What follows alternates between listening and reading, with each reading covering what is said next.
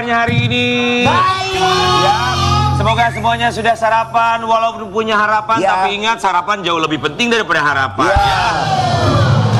Kita harus punya harapan agar hidup kita semakin mapan. Betul.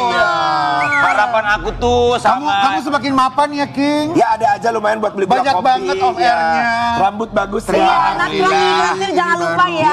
Baju bagus. Di traktir ya, Hotel Bintang 5. Tapi kalau ngomongin soal harapan, kita semua di sini pasti punya harapan sama seperti Sobat Ambiar di rumah punya harapan ya. Kalau aku punya harapan tahun ini semoga segera menikah. Amin. Kalau kamu harapannya apa? Bersyukur aja lah apa Sehat aja. ya.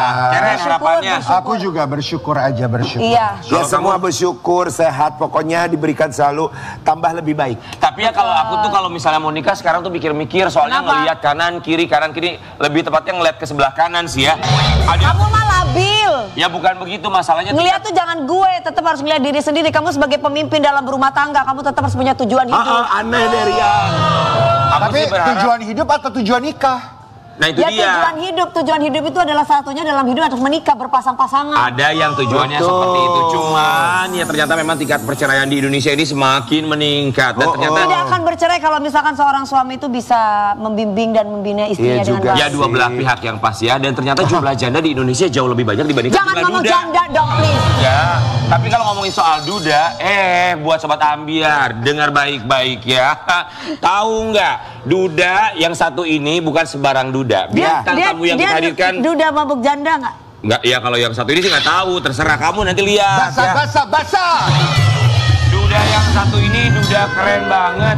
Dia ganteng, tapi sampai dengan sekarang setelah bercerai 7 tahun lamanya dari sang mantan istri, belum juga mendapatkan pasangan. Apa alasannya? Di pagi-pagi Ambiar kita akan hadirkan, ini dia Atalari Syah.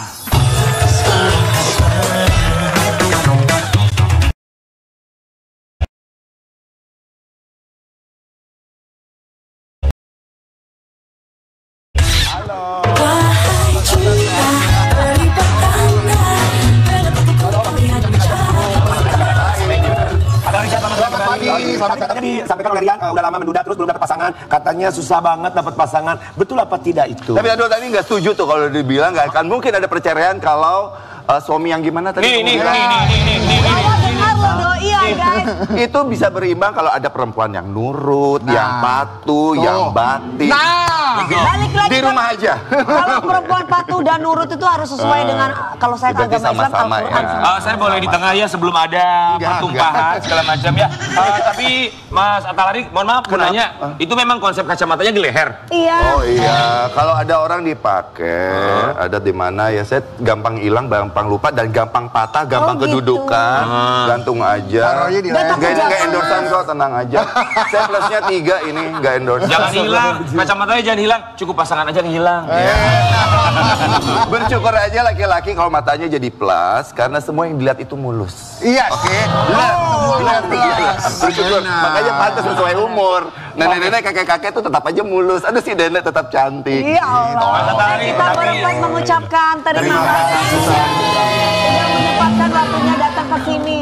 Kita mau kasih Mas Duda ganteng ini. Buat Sobat Ambiar di rumah, 7 tahun selepas bercerai dengan sang mantan istri, sampai dengan sekarang masih belum selesai juga tentang tentu saja anak-anak yang sang ibu berharap besar bisa bertemu dengan buah hati mereka. Kita mau kasih lihat dulu yang satu ini. Ya. Silakan Mas. Geger. Perseteruan antara Atalari Syah dan Sania Marwah terkait hak asuh anak masih terus memanas. Baru-baru ini Sania Marwah hadir sebagai saksi di Mahkamah Konstitusi dan mengungkapkan kesulitannya bertemu dengan kedua anaknya hingga membuka luka lama yang belum kunjung usai. Hal ini pun ditanggapi dengan tegas oleh Atalari Syah dan menepis semua tuduhan yang dilayangkan kepadanya. Saya bikin laporan. Sania Marwah, Pak, seorang Sania Marwah itu melaporkan saya penganiayaan yang tidak terjadi. Saya tidak menganiaya dia, bikin malu. Ya, abang saya kena, adik saya kena. Ya, dia nggak pernah ditanya nih sama media, udah dicabut apa belum laporannya, gimana perkembangannya? Ayo, ditelusurin. Semua ada saksinya di rumah saya. Kalau buat saya sih udah nggak ada titik temu ya. Ya bikin aja dia permohonan maaf untuk seluruh media, untuk Indonesia, jangan sama publik khususnya. Ya atas penganiayaan itu saya mungkin akan sedikit lebih kendor. Nah saya nggak ada kendor-kendornya, saya nggak kasih kendor, saya gas terus, siap perang selalu saya. Beneran, mau bikin malu sekalian gitu loh.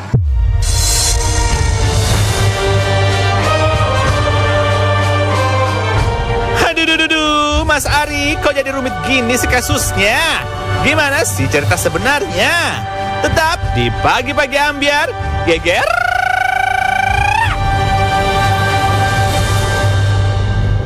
Dari Pagi-Pagi Ambyar 7 tahun setelah bercerai ya. Ya, siap perang katanya tadi itu 7 tahun menduda. Lama itu. Sudah lama sekali. Tapi sampai sekarang masih juga belum selesai. Satu kalimat yang bisa menggambarkan semua ini untuk Atta Larisya. Nurani. Ada orang pakai nurani, ada orang nggak pakai nurani. Kadang-kadang kita yang pakai nurani memang harus lebih bijak. Tapi kadang-kadang namanya tikus kejepit, binatang dijepit aja berontak ya. Kadang-kadang seperti itu kan. Jadi menurut saya coba untuk masalah rumah tangga siapapun juga itu lebih pakai nurani. Kalau saya melihat masalah itu bukan di saya lagi, di kedua orang tua. Lebih dilihat di anak. Sebenarnya dari awal saya dipanggil ke KPAI masalah anak. Masalah hak asuh anak, perebutan anak ini.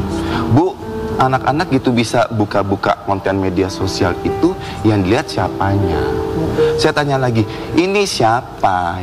Anak-anak itu terlahir di muka bumi, kembali lagi perlu nama baik, image baik.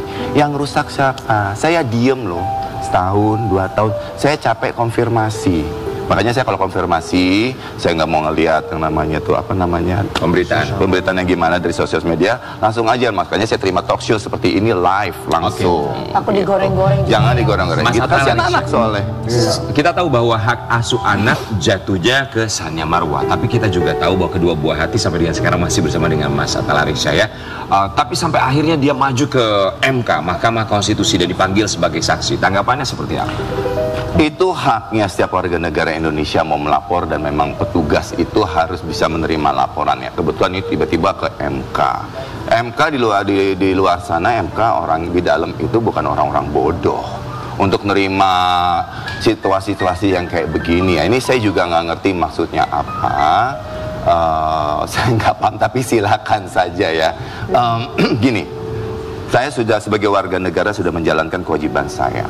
Waktu eksekusi anak pertama, mereka semua kumpul kayak penggerbakan narkoba. Saya juga heran, polisi dengan seragam lengkap, semua hakim-hakim semua yang ngumpul sampai KPAI kabupaten ya, kumpul semua. Saya buktikan dengan saya pamit sama anak-anak, saya keluar rumah, papa syuting aja. Ada momen dimana papa, kalian harus melindungi diri kalian sendiri kalau kalian memang ingin di sini sama papa. Kasih tunjuk sama bapak-bapak di luar sana, ibu-ibu di luar sana, pilihan kalian seperti apa. Kalian manusia, kalian bukan binatang, kalian bukan benda, kalian manusia yang hak azazinya dilindungi seluruh dunia, apalagi sama agama kalian. Kalian yakin sama agama kalian? Kalian fight, walaupun kalian masih kecil, kalian bisa fight.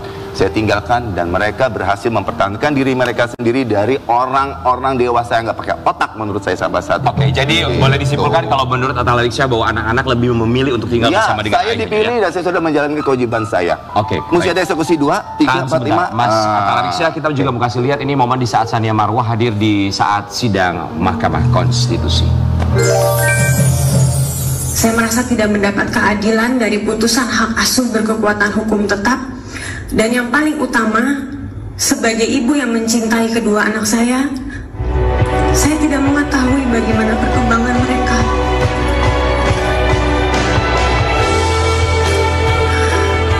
Dan tentunya saya juga sangat sedih karena anak saya harus kehilangan sosok ibu kandung yang dari awal hamil dan mencintai mereka dengan sepenuh jiwa saya. Saya sangat percaya bahwa kontribusi dari Mahkamah Konstitusi akan memberikan dampak perubahan yang sangat positif untuk memberikan keadilan terhadap pemegang hak asuh anak berkekuatan hukum tetap. Saya melihat ekspresi wajah Mas Atta Larisya berubah ketika Sania Marwah berbicara di sidang. Kita ngobrol-ngobrol begini lebih asik ya. Karena di luar sana ada de jure de facto. Hukum itu bisa dilihat de jure de facto. Ini faktonya nih, faktanya apa gitu loh. Terus itu menurut saya pembohongan publik ya. Dia tidak tahu perkembangan anak, kan setiap minggu datang ke sekolah. Dia bisa melihat, dia psikologi katanya. Bisa melihat anak, reaksi anak di sekolah. Dia bebas loh ke sekolah. Saya nggak pernah halangi dari awal. Oh, jadi boleh datang ke sekolah. Itu pembohongan publik bukan? Saya pengen tanya. Dia bisa melihat. Dia cuma karena kasus penfitnahan terhadap saya dan keluarga saya, dia nggak bisa masuk halaman rumah saya karena saya nggak mungkin menerima orang yang sudah fitnah. Nggak mungkin. Saya berteman, berinteraksi sama orang yang sudah fitnah saya, melakukan pengkhianatan terhadap saya, tidak mungkin. Mas, tapi mohon maaf ya Mas, aku maksudnya sebagai perempuan, tapi Mas nggak ingin mengizinkan bagaimana anak itu bisa bertemu dengan ibunya, misalkan mereka mau main-main, atau kan namanya orang tua ya Mas, nginep di rumahnya dengan physical touch ya, lebih deep lagi. Oh iya, maunya seperti itu. Masya Allah, saya sudah gini ya, saudara-saudara semua se-Indonesia, saya yang punya inisiatif waktu sidang hak asuh anak, saya kasih inisiatif. Silakan Ibu Sania Marwa ambil anak-anak dari hari Jumat, Sabtu, Minggu tuh hari libur, biar dia bisa puas main. Biar seorang bapak ini cukup melihat anak bangun dan sebelum tidur, bangun tidur, berangkat sekolah dan sebelum tidur. Saya lihat apa kalau saya kerja. Saya kasih kenikmatan itu sama dia dari hari Jumat, Sabtu dan Minggu. Ditolak mentah-mentah. Alasannya? Dia ingin menguasai 100%. Tapi karena memang hak asuh anak secara hukum jatuhnya ke Sania Marwa. Ya, memang benar. Tapi anak-anak keskas ke saya. Gitu. Oke. Tapi kalau boleh tahu, anak-anak sekarang usia 11 dan 13 tahun. Ya, 11 dan 9, akan 9 tahun. Oh, akan 9 tahun, maaf. Apa alasan mereka kalau curhat sama papanya? Kenapa mereka serasa lebih nyaman sama papanya dibandingkan dengan mamanya? Menurut mereka. Saya nggak merasa anak-anak lebih nyaman daripada saya juga nggak adil bilang seperti itu. Saya cuma orang tua yang menyukuri anak-anak pada awal kasus ini terjadi ini anak-anak di saya dan anak-anak mau saya. Sania Marwa harus mengakui berbulan-bulan dia ninggalin anak-anak demi syuting, pulang pagi. Punya kesempatan main anak-anak. Kalau seorang perempuan, seorang ibu sibuk main film, habis sibuk syuting, pulang pagi. Punya kesempatan main. Kebetulan kami ada perjanjian, oh kamu lagi stripping, baik aku terima kerja job-job kecil aja ya, misalnya talk show atau FTV yang kecil-kecil, saya ambil gantian, kamu di proyek besar, kasihan anak-anak. Karena perjanjiannya adalah suster, anak-anak tidur, suster harus tidur. Karena kita membutuhkan suster waktu siang. Anak-anak sama saya berbulan-bulan, and then tiba-tiba dia gugat cerai. Terus dia keluar dari rumah, terus salah saya, dia ninggalkan rumah loh. Dan anak-anak mau sama saya, mau di rumah itu gitu loh, sama saya. Salah saya tentu saja membela kepentingan anak. Saya ngeliat membela kepentingan anak secara psikologi. Dan saya sampai bilang, please tolong bapak-bapak aparat, petugas, oknum dari hakim segala macam, jangan kalian jadi orang-orang yang justru mengganggu kebahagiaan anak-anak. Ditahan 6 jam loh, eksekusi 1, anak saya sampai nggak makan, nggak minum makanan favoritnya. Tidak makan, tidak minum, mereka 2 shift gantian. Ngaku, ayo, yang bertugas di sana, di Kabupaten Cibinong, siapapun mereka. Ngaku, anak saya nggak makan, nggak minum 6 jam. Dia ngunci diri di kamar. Itu sampai saya ada surat terbuka saya di IG, saya tidak mau hapus seumur hidup saya. Biar aparat tahu semua, kelakuan mereka zolim terhadap anak-anak saya. Hak azazi anak-anak saya. Itu saja. Oke, Mas Atalari, 7 tahun. Ada nggak sih kemungkinan untuk bertemu sama Sania Marwa, ngobrol secara baik-baik, mencoba meluruskan? Jangan so pancing-pancing, udah saya putus itu, saya juga nggak mau, tidak mau. Dia sabar. Jadi nggak sabar banget. Saya gini loh, saya sabar banget. Salah, saya ini nggak emosi kalau nyampein gini. Kalau ibarat tembok, iya, kalau mau kamu tembok itu runtuh, ya coba kamu. Coba kamu, kewajiban kamu. Baik, apakah ini yang bisa membuat tembok dalam tanda kutip tersebut runtuh? Kita mau kasih lihat. Atalari Syah tolak negosiasi dengan Sania Marwa. Persyaratan maaf demi temui anak jadi sorotan. Nah, gimana tanggapannya Mas? Kok bisa menolak negosiasi? Tidak, karena ada yang lebih krusial. Gini, salah satu ya hal yang kalian mesti, ini saya buka sedikit-sedikit aja. Saya itu dihujat habis-habisan di media sosial. Ibunya anak-anak sampai kaget sendiri waktu sidang hak asuh anak. kami masing-masing harus menghadirkan saksi ahli, oke, di dalam sidang tersebut. Saya mengeluarkan saksi ahli saya, termasuk psikolog anak. Pertanyaan saya cuma satu, kepada psikolog, karena saya harus bertanya, Ibu psikolog, apa pantas seorang ibu kandung dari anak-anak saya sendiri memposting foto, membuka hujatan, kemungkinan publik membangun hujatan kebencian terhadap bapaknya anak-anak di fotonya anak-anak? Dia kaget, besoknya semua di close comment. Dan itu semua terfile, sampai sekarang saya simpan hujatan-hujatan terhadap saya yang dibangun oleh medsosnya dia, dalam IG-nya dia saat itu. Ya, saya simpan, saya file. Pantas. Anak-anak perlu pantas.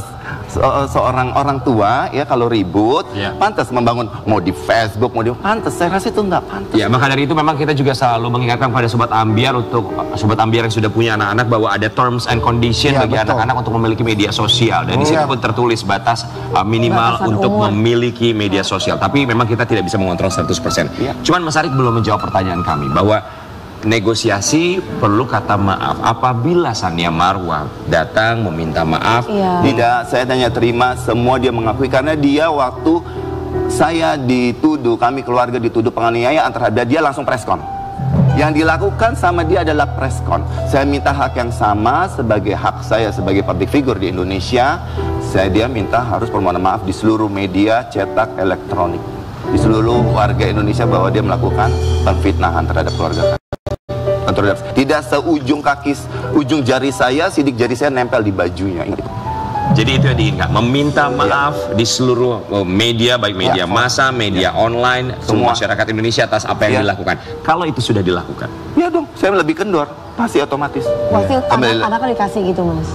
Emang anak barang, ya, Dewi. Anak-anak tetap ada secara emosionalnya, psikologinya perlu adaptasi. Itu juga yang saya sudah lakukan, gitu loh. Adaptasinya seperti apa? Jadi kan ya perlu waktu. Saya nggak mungkin sana, saya kirim kamu sana. Itu kan nggak mungkin. Mas Tarik, anak-anak tuh pernah bilang nggak sih kalau mereka kangen sama mamahnya misalnya? Tidak pernah. Oh ya? Tidak pernah, segitunya. Karena mereka masih kecil-kecil gitu loh. Tapi umur 11 dan 9 tahun pasti sudah punya perasaan kangen dong seharusnya. Malah saya yang tanya. Ya, dia jawaban cuma apa ya? Ada yang diem, ada yang ngelengos, ada yang malah dia mohon maaf ya, nanti Sania Marwa tolong di sekolah tanya sama anak-anaknya sendiri. Anak-anak mulai jengah dikunjungi terus ke sekolahan. Jengah. Anak-anak itu perlu privasi di sekolahnya. Itu daerah dia. Ya, tolong ibunya anak-anak, ibu-ibu siapa aja deh pokoknya, ya, yang suka ganggu anak-anak, jangan. Anak-anak punya ruang lingkupnya sendiri, ya enggak sih? Teman mainnya sendiri, privasi yang harus dijaga, image mereka, bangun image-nya dari kecil, jangan dirusak. Gitu. Mas Tari, kita mau kasih lihat artikel yang satu ini, tolong. Atta Larisya masih dendam dilaporkan Sania Marwa terkait penganiayaan.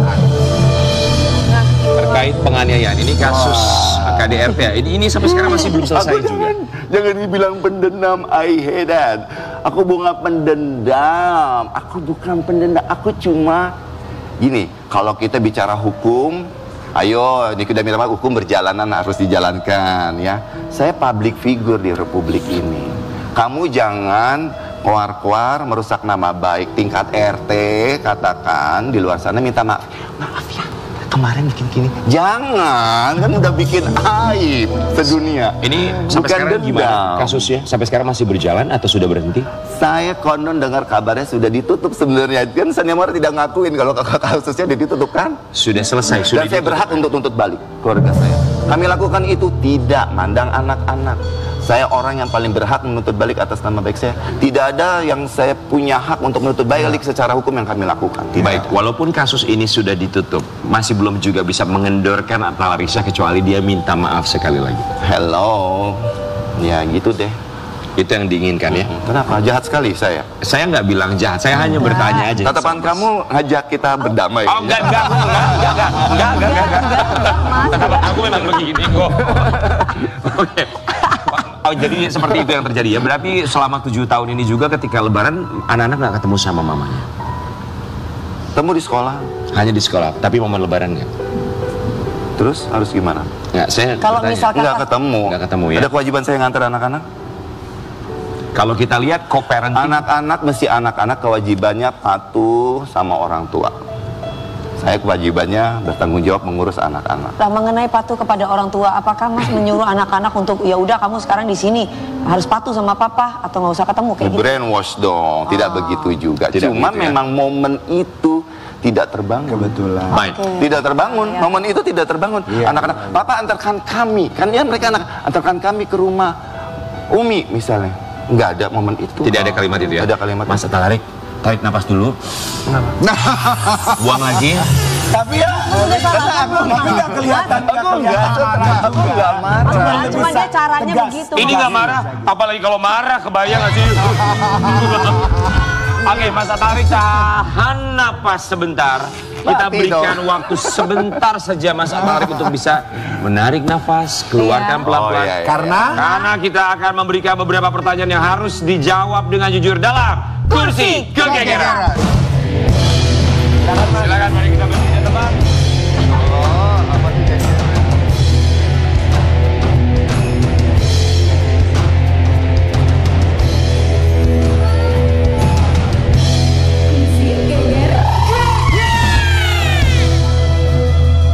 Saya dalam Kursi Kegegeran, silakan dijawab dengan jujur pertanyaan dari kami. Iya. Penyesalan adalah satu perasaan yang sangat manusiawi sekali. Apakah Atta Larisya menyesal pernah menikah dengan Sania Marwa? Tidak. Tidak. Tidak menyesal. Tidak ada kata Ya, penyesalan. karena waktu yang saya berikan sama dia dan punya anak-anak itu, saya honest, saya jujur, dan saya benar-benar cinta saat itu. Precious time lah. Baik. Pertanyaan kedua, apa yang akan kamu lakukan jika hukum mengharuskan kamu untuk menyerahkan anak ke Sania Marwa? Saya perang sama hukum di Republik Indonesia ini. Saya menikah, halalnya saya berhubungan badan terhadap ibunya anak-anak itu karena agama. Ingat, agama sama saya yang yakini. Itu de facto-nya yang paling keras. Dan saya ya rela mati syahid untuk itu. Saya benar-benar perang. So you will do Anything. Ya bukannya saya nantangin, tapi makanya saya bilang orang-orang hukum di luar sana juga nggak bodoh. Mereka mempelajari semua. Indonesia bukan punya saya sama Sania Marwa. Datang dia datang ke MK, seorang ibu-ibu lah katakanlah siapa. Tiba-tiba nuntut begini-begini, kan mereka harus periksa semua. Makanya saya sayangkan sekali, itu hak mereka. Tapi di sisi sebenarnya Sania Marwa dan siapapun yang datang ke MK itu udah menghina MK, menyepelekan MK, menyepelekan konstitusi negara ini. Emang dia tuh bukan orang-orang yang sekolah apa? Bukan orang-orang yang sudah periksa kasus saya bertahun-tahun. Mereka itu semua adalah orang-orang yang sudah periksa kasus saya. De facto-nya sudah mereka pelajari. Kenyataannya begini. Maka dari itu serahkanlah kepada hukumnya, kita akan lihat nanti ke depan. Baik. Pertanyaan berikutnya. Oke, Atta Larisya, sebutkan 3 hal yang ingin kamu rubah dari kehidupan masa lalu. 3 hal. Berumah tangganya. Berumah tangganya. Iyalah, kan kamu yang langgeng kan ya DP ya. Ya jangan gitu Mas. Jangan beri yang enak. Oke, rumah tangga yang pertama, kemudian yang kedua. Profesi ya, aku agak menyesal jadi artis. Emang pengennya jadi apa? Di Indonesia. Dulu tuh pengen jadi dokter kandungan. Oke, baik. Yang ketiga. Kandungan. Dokter kandungan. Yang ketiga. Yang ingin dirubah ya. Tidak ingin dirubah. Yang ingin dirubah. Udah sih, saya senang jadi seorang lahir di bulan Gemini, di bulan Juni jadi Gemini gitu ya. Oke, baik. Udah, Jadi hanya dua aja ya. Pernikahan dan juga Mas, ada pertanyaan lagi nih Mas. Iya. Next ya, apa yang ingin disampaikan untuk anak-anak? Oh, jangan gitu dong, Dep.